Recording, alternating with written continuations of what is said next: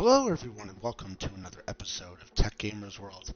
In this video, I'm going to show you how you can quickly and easily configure your Thrustmaster T.Flight HOTAS One flight stick to work with Microsoft Flight Simulator 2024.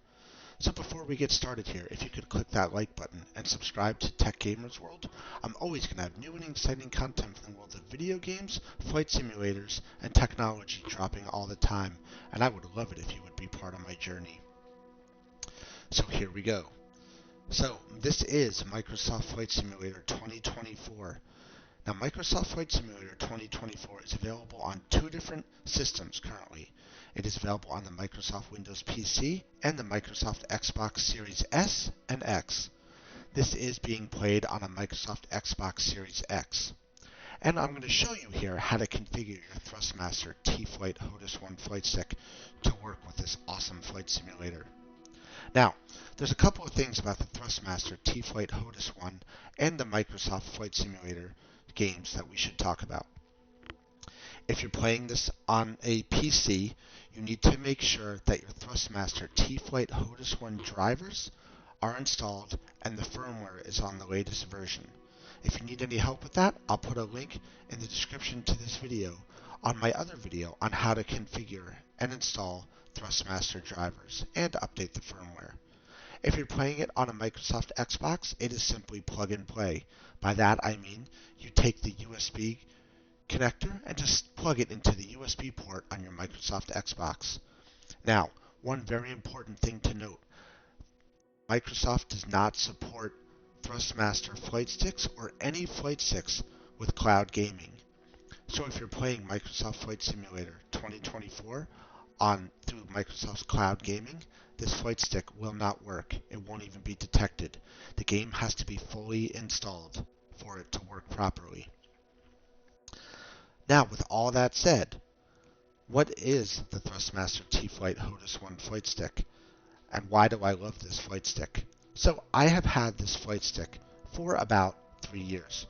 I bought it because it was an entry-level flight stick that was very budget friendly in terms of cost, and I have to say it has been an amazing flight stick. I must have logged at least 5,000 hours across multiple different types of flight simulators, from Microsoft Flight Simulator, the 2020 version, to War Thunder, Ace Combat, other various games. It's just an awesome flight stick, and I absolutely love it. You can check out some of my other videos when this one's done on the playlist for it, for unboxing, reviews, various configurations. It's an all-around, legitimately awesome flight stick. So how do you connect this flight stick to get it working with Microsoft Flight Simulator on the Microsoft Xbox? Well, as I said, all you have to do is take this USB cord, plug it in to your Xbox. Now you'll notice I'm not plugging it in to an Xbox. I am plugging it in to a USB hub that I have connected to my Microsoft Xbox behind me.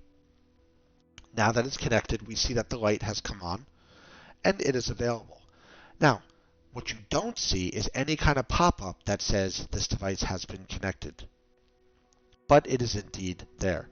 And what you're going to see from here forward is the same for Xbox and the PC, based on the initial version of the game that was released on November 19th, 2024.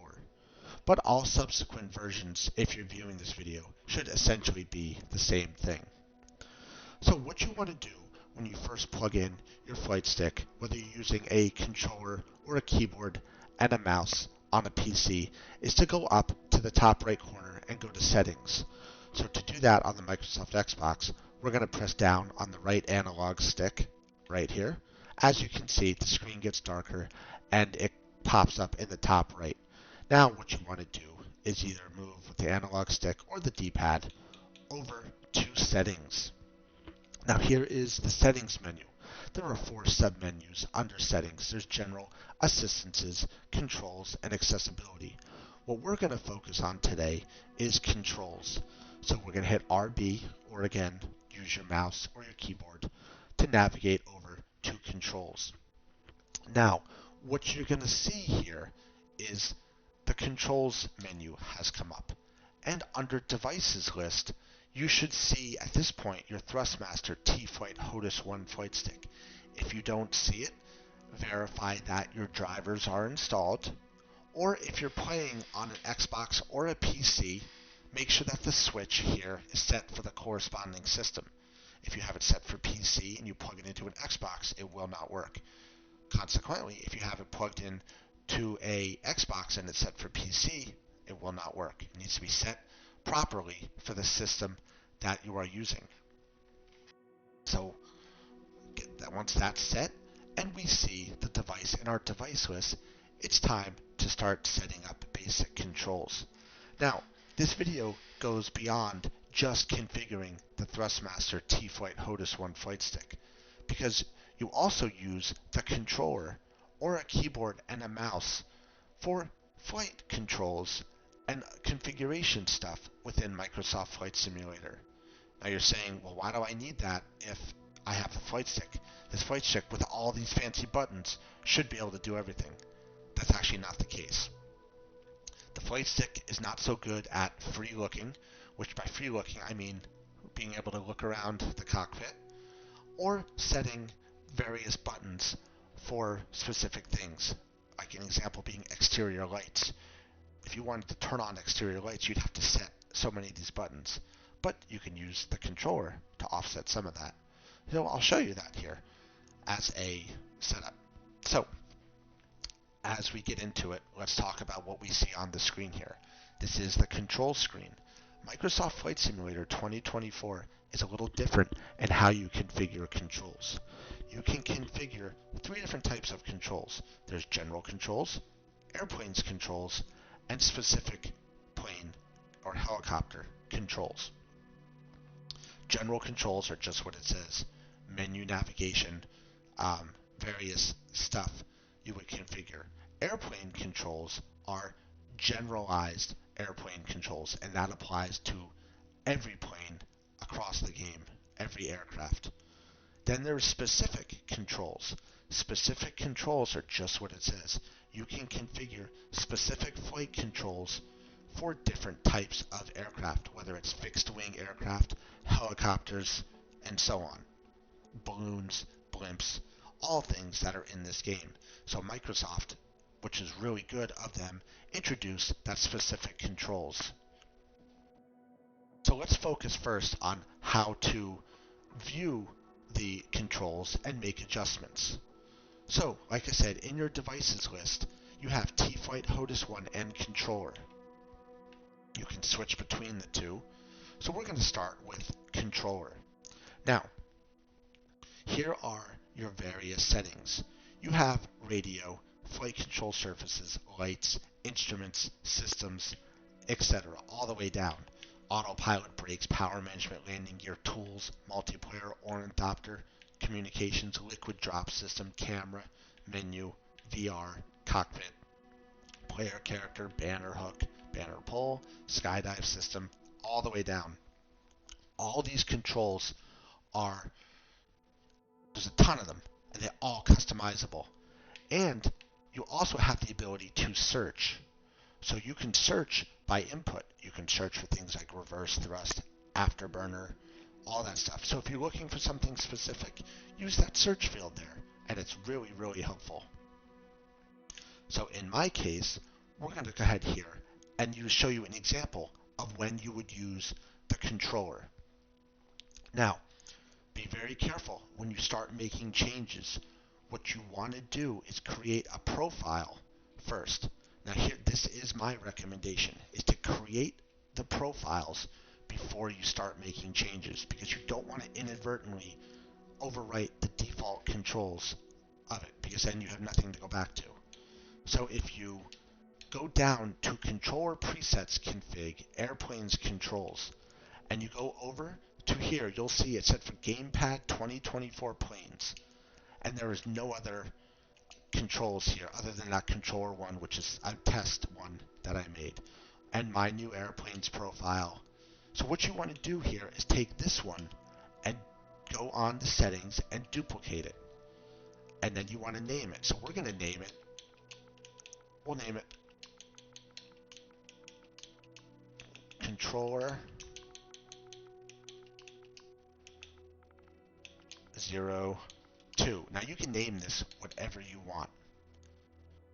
So we named it controller 0, 2 and hit apply to all aircraft. So what that's going to do is it's going to apply this controller profile to all aircraft and will set as default. So you'll see here it'll change and you'll now see airplane's controls set as controller 2.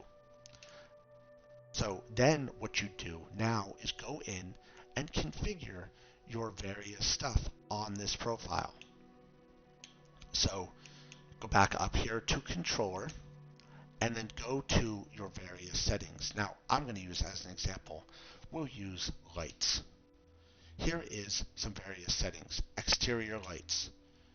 As you can see, there is nothing configured for any of these devices. Lights. So what you want to do is set things that you want. Now I could spend hours going through all of this. It's pretty self-explanatory. Search for the things you're looking for. If you know where they are, then just go find them. And when you don't, just use the search field. So one thing I like to do is set toggle lights. You can tell the plane to turn off all the lights or turn them on all in one shot. So what you can do here is set something for those toggle lights. So what you want to do to set it is to find the one you want to set. So we're doing this with the controller, remember. Hit toggle lights. So you'll see now it's scanning, which means it's waiting for user input. So if you press the button that you want to be set for toggle lights, it will set it. So in my case, I'm going to use D-pad right. You now see it is set for D-pad right there. That is awesome. It's exactly what we're looking for. You could do the same thing for all these. And the same thing for any kind of other stuff, instruments and systems, whatever you want to set for that control. And that will be bound to those things. And you don't have to use your flight stick and waste a button for something as simple as that. So mix and match your stuff. Go through all the settings. Autopilot. Autopilot's a great one to set. Whether you want to set it to your flight stick or your controller is up to you. Airspeed. I love airspeed hold, so I'm going to set it for up there. So I've got now right is set, up is set. And again, just very customizable. Brakes, power management, landing gear, all that stuff. Mix and match however you like it. So that's pretty self-explanatory for the controller. Let's focus now on the Thrustmaster T.Flight HOTAS One. So what you want to do to get that configured is go to the Thrustmaster T.Flight HOTAS One. Now as you can see here, it's going to be set for default profiles, the same thing as the controller. Microsoft, when it recognizes the flight stick, assigns default profile. It's going to already have set things such as your ailerons, your elevator, your throttle, some of these buttons, etc. It's all customizable, like I said, and I'll show you that here. So what we want to do is the same thing, is to duplicate the profile, because we don't want to overwrite the original by accident. I just think that's a best practice. But again, whatever you're comfortable with. I'm going to call this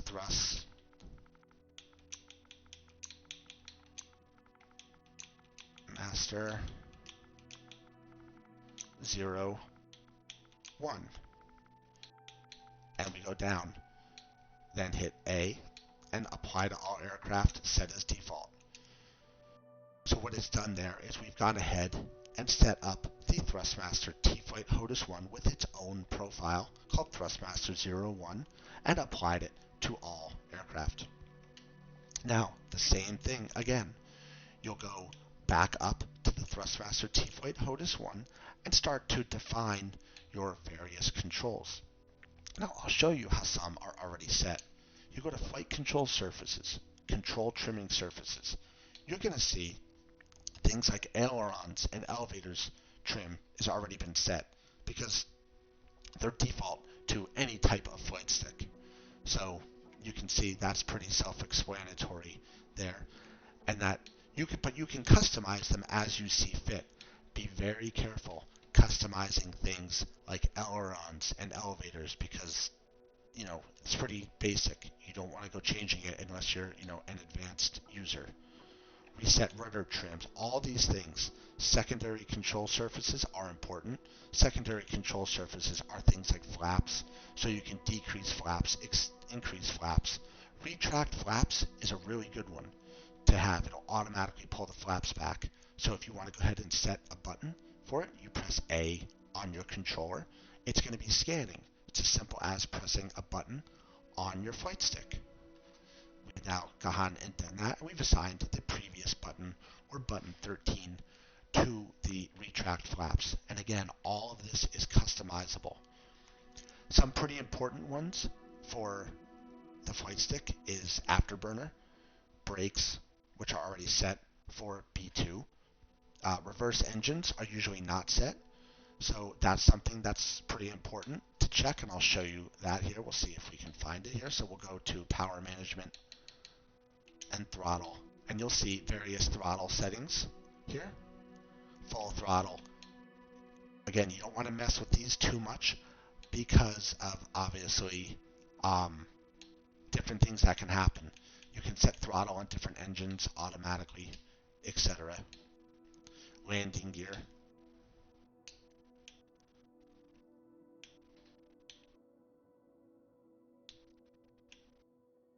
So now, for example, I can't find reverse engines. So I'm going to go ahead here and type in reverse and press enter. You'll see it'll come up. Hold propeller reverse thrust, toggle propeller reverse thrust, hold throttle reverse thrust, toggle throttle reverse thrust. So I'm going to go ahead here and see that you can set all of these and you can configure them accordingly. Same thing here. If I can't, let's say I wanted to find afterburner for fighter jets. Once you type in most of it, you can finish the spelling. Afterburn. So there's toggle afterburner. And it's already set for X, which is a control default on my flight stick, which is right here. You can adjust that accordingly, of course. Be very careful. Again, try not to mess with toggle afterburner 1, 2, 3, or 4 unless you're expert. Why is that? That's different power for different engines. So if you're a beginner or a novice, just set the master. Toggle afterburner, toggle reverse. It'll do all engines all at once. Because what could happen is, let's say you hit toggle reverse 1. It'll put that one engine into reverse, leave the other going forward. Your plane will go like this when you're landing, which is not good. So again, just, configure all of your settings here for what you want. Throttle, elevators, ailerons, landing gear, parking brakes, afterburners, stuff like that is great for the flight stick. Use the point of view hat to see where you're going. Don't rely on that for free look though, because it doesn't work very well. Then again, always remember to save your profile. Now, one thing I want to show you that's pretty cool is something new that they included. So I need to turn off the camera for a second here on my flight stick. In the bottom right, you see this hardware settings button. It's the 3 little minuses, the lines, which is basically select. So we'll go ahead and hit select. What you see is it brings up the more detailed controls for your flight stick. Now you can edit and adjust all these controls. But again, be very careful what you mess with here, because you can adjust your flight stick to adjust the sensitivity, the neutral, the dead zone, the extremely dead zone, based on what you like to fly with. For the novice and the beginner, I recommend just leaving this alone, never even come in here. For the more advanced flyers, you can adjust the sensitivity, the neutral, the dead zone, extreme dead zone, and it's pretty cool. And it helps with a lot of things depending on what your level of comfort is with your particular flight stick, which is something that they had in Microsoft Flight Simulator 2020, but it was a real pain in the butt. they've streamlined it into this, which is really cool. So with all that set, you can just go back here, and we'll turn on the camera again there so you can see the flight stick again. So that's it.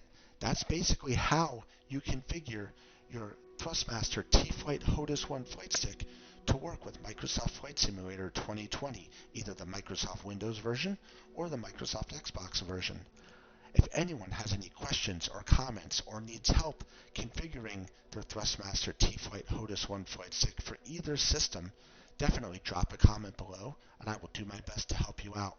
And as always, if you could click that like button and subscribe to Tech Gamers World, we're always going to have new and exciting content from the worlds of video games, flight simulators, and technology dropping all the time. And I am super excited to check out Microsoft Flight Simulator 2024. Thanks a lot, everybody, and I will see you around. Keep on flying.